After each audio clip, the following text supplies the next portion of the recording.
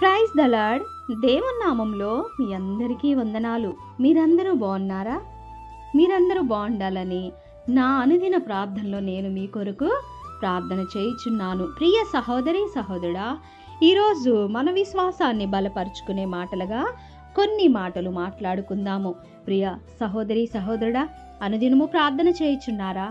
మరి మీకున్న శ్రమను బట్టి మీరు ప్రార్థనలో ఉన్నప్పుడు ఆ సమస్య అనేది మరి దేవుడు తీసివేయటానికి సిద్ధంగా ఉన్నాడు.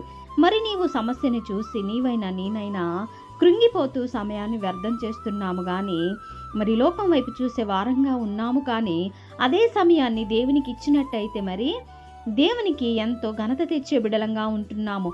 మనము శ్రమను చూసి భయపడి లోకం వైపు చూసి ఎవరో ఏదో చేస్తారు, ఎక్కడి నుంచి సమాధానం వస్తుంది, నాకు ఎక్కడి నుంచి నెమ్మది వస్తుంది, వీళ్ళకి చెప్తే బాధలు తగ్గుతుంది, వారికి చెప్తే నా మనసులో ఉన్న భారమంతా బాధంతా తగ్గిపోతుంది, నెమ్మది వస్తుంది అని ఇతరులకు చెప్పుకొని సమయాన్ని వ్యర్థం చేసే సాతానుడికి అవకాశం ఇచ్చే రీతిగా ఉన్నాము. కానీ మరి ఆ శ్రమల్లో, ఆ బాధల్లో, ఆ విచారంలో కూడా మనం మోకరించి ప్రార్థన చేసినప్పుడు దేవుని నామానికి ఘనత తెచ్చే బిడలంగా ఉంటాము, సాతాన్ని జయించే రీతిగా ఉంటాము. ప్రియ సహోదరి సహోదరుడా, ఈ మాటలు వింటున్న నీవు ఈ క్షణమే నీ సమయాన్ని వ్యర్థం చేసుకొనక నీకున్న శ్రమను బట్టి, నీకున్న బాధను బట్టి, నీకున్న విచారమును బట్టి ఆ క్షణమే మోకరించి, ప్రభువా నాకున్న ఈ బాధ, ఈ విచారము నీకు తెలిసినదే, నాకున్న ఈ సమస్య నుంచి నేను ఏ రీతిగా బయటపడాలి, ఈ శ్రమను ఏ రీతిగా జయించాలి, నాకు నేర్పుమయ్యా, నాకు తోడుగా ఉండి నా చేయి పట్టుకొని నీ మార్గమును నడిపించి నన్ను బలపరచు ప్రభువా అన్నప్పుడు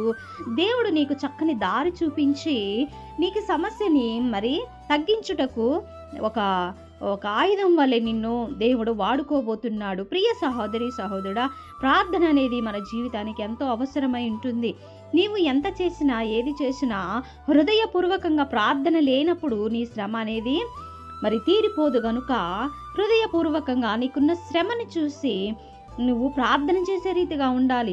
అవసరానికే ప్రార్థన చేసి బిడలంగా ఉండొద్దు. ప్రియ సహోదరి సహోదరుడా, నీ సంతోషంలో కూడా, ఆనందంలో, దుఃఖంలో, వేదనలో, ప్రతి సమస్యలో కూడా ముమ్మారు ప్రార్థన చేసే రీతిగా ఉండాలి. ప్రార్థన స్తుతి నీ స్థితిని మార్చే స్థితిలో ఉంటుంది. గనుక ప్రియ సహోదరి సహోదరుడా, ప్రార్థనకి ఎక్కువ సమయం ఇచ్చి వాక్యాన్ని ధ్యానించినప్పుడు దేవుడు చక్కగా వాక్యం ద్వారా సూటిగా నీతో మాట్లాడి నిన్ను బలపరుస్తాడు. కానీ ప్రియ సహోదరి సహోదరుడా, మనము ఇన్ని తెలిసి కూడా మనం దేవుని వైపు చూసే వారంగా లేవు. శ్రమల వైపు చూసి, శ్రమను చూసి భయపడి లోకం వైపు చూసే వారంగా ఉంటున్నాము. సాతానుడు మనకు కొంత లోకం వైపు చూసినప్పుడు ఇంకా సాతానుడు అనేకమైనవి చూపిస్తూ ఉంటాడు.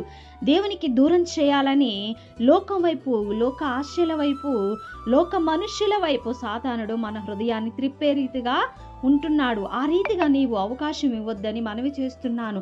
ప్రియ సహోదరి సహోదరుడా, గమనించు, ప్రార్థన ఎంత గొప్ప శక్తి ఉన్నదో నువ్వు ఈ మాటలు వింటే నీకు చక్కగా అర్థమయ్యి దేవునిలో వాడబడే బిడ్డగా ఉంటావు. ప్రియ సహోదరి సహోదరుడా, మరి మనం బైబిల్లో జరిగిన విషయాలు కొన్ని చూసుకున్నట్లయితే మన విశ్వాసం బలంగా ఉంటుంది. మరి దేవుడు గొప్ప పరిశుద్ధుడు గనుక నీవు పరిశుద్ధంగా ఉండి ప్రార్థనలు ఎదగాలని మనవి చేస్తున్నాను. మరి వాక్యములో కొన్ని మాటలు కొందరి గురించి చూసుకుందాము. ఆయన ఆలయంలో చేయు మొర, మరి దేవుని ఆలయంలో మనము చేసిన మొర తప్పక వింటాడు. నువ్వు ప్రతి ఆదివారం మందిరానికి వెళ్తున్నావు, నేను కూడా వెళ్తున్నాము. కానీ ఆ రోజు నువ్వు దేని కొరకు బాధపడుతున్నావో ముందుగా దేవునికి స్తుతులు చెల్లించి నీ పాపములు ఒప్పుకొని నీకున్న సమస్యను, ప్రభువా నేను ఈ సమస్యతో బాధపడుతున్నాను అయా, ఈ శ్రమ నీవు తొలగించు, నాకు నీవు తప్ప ఎవరూ లేరు ఈ లోకంలో అని నువ్వు దేవునిపై సమస్తాన్ని భారం వేసినట్లయితే దేవుడు నీ మొరాలకించి నీకు జవాబు ఇవ్వటకు సిద్ధంగా ఉంటాడు.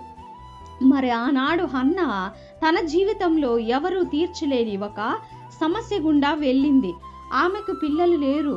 తాను తన ఇంటిలో ఎంతో బాధపడి మరి నిరుత్సాహానికి గురై కన్నీళ్లు కార్చింది.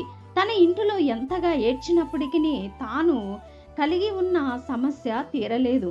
అదే సమయంలో హన్న మరియు ఆమె భర్త దేవుని మందిరానికి వెళ్ళి దేవునికి అర్పించవలసిన అర్పణలు అర్పించారు.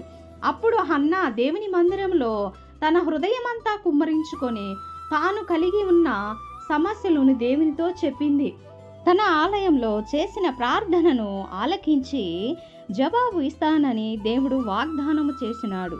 ఆ ప్రకారమే దేవుడు హన్నా యొక్క మొరను ఆలకించి ఆమె యొక్క అవమానాన్ని కొట్టివేసి చక్కని గర్భఫలాన్ని అనుగ్రహించాడు. హన్నా తన ఇంటిలో నిరుత్సాహపడడం మానివేసి ఎప్పుడైతే దేవుని మందిరానికి వెళ్ళి తన బాధను దేవునితో పంచుకుందో అప్పుడు సమూయేలు అనే అద్భుతమైన ప్రవక్తను, న్యాయాధిపతిని, రాజులను అభిషేకించే అద్భుతమైన యాజకుడైన ఆత్మీయుణ్ణి పొందుకుంది. ఇది చదువుతున్న వారిలో ఎవరైనా ఏదైనా సమస్య గుండా వెళుతున్నారా? అయితే మీ అందరికీ ఒక శుభవార్త. ఈ సమస్యను తీర్చగలిగిన దేవుడు ఉన్నాడు. నీ సమస్య ఎలాంటి పెద్దదైనా నీ మొరను ఆలకించి ఆ సమస్యను తీర్చుటకు దేవుడు సిద్ధంగా ఉన్నాడు. ఆయన మనకు అనుగ్రహించిన అద్భుతమైన మందిరము కూడా మనకుంది కదా. మరి ఎందుకు నీవు ఈ రీతిగా బాధపడుతూ ఉంటావు?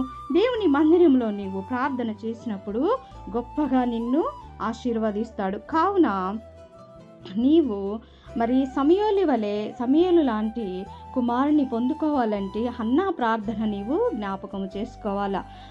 నీవు సన్నిధికి వెళ్ళి హన్నా వలె నీ యొక్క సమస్యను దేవునితో చెప్పుకొని అద్భుతమైన జవాబు పొందుకోవచ్చు కదా అని దేవుడు ఇతరుల ద్వారా వాక్యం ద్వారా మాట్లాడుతున్నాడు. ప్రియ సహోదరుడా, ఈరోజు నీవు ఏ సమస్య గుండా వెళ్తున్నావో ఒకసారి జ్ఞాపకం చేసుకో.